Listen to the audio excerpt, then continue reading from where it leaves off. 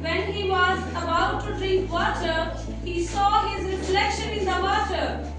Wow, my hands are very beautiful. I just thought of them. Oh, but my legs are thin and ugly. I don't like my legs. Suddenly, some hunters came. Oh, there is a stag. Let's go. Oh no, hunters! Let me hide somewhere.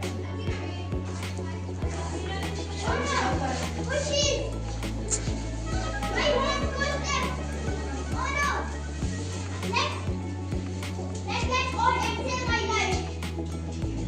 The hunters were searching the stag, but he had ran away.